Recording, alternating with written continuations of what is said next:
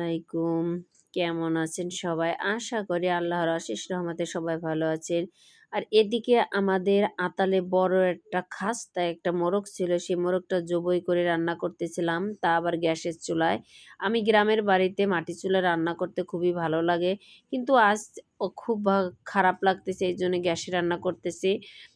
আর এই যে আমরা যে রুটি তৈরি করার জন্য যে আমরা ডোটা তৈরি করি, ঠিক ওইভাবে আপনারা চাউলের গুঁড়া এরকমভাবে সেদ্ধ করে নেবেন।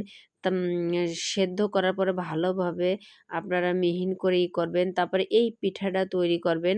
আর এই পিঠাটা কিন্তু আমাদের বাগেরহাটের ঐতিহ্যবাহী পিঠা।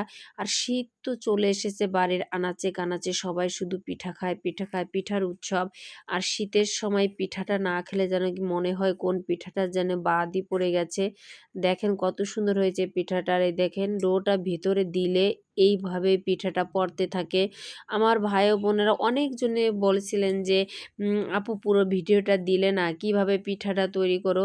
আমি আজকে দিয়েই দিলাম। তারপরে এখানে আমার তৈরি করা হয়ে গেছে। এদিকে আমি আপনার রাইস কুকারে আমি পিঠাগুলো সেদ্ধ দিয়ে দিছি। দেখেন ভিতরের পিঠাগুলো অল্প দিছিলাম, যখন ভাপ উঠছিল তখন সেদ্ধ হওয়ার পরে আরও কিছু এই যে এখন আমি দিয়ে দিতেছি। যখন আমার পিঠাগুলো হয়ে যাবে তখন তো আপনারা অবশ্যই বুঝবেন, যারা কুলি পিঠা বানান তারা তো অবশ্যই বুঝবেন যে পিঠা সেদ্ধ হয়ে গেছে। আর এখানেও ঠিক এরকম সেদ্ধ হয়ে গেলে পিঠাটা নামায় ফেলবো।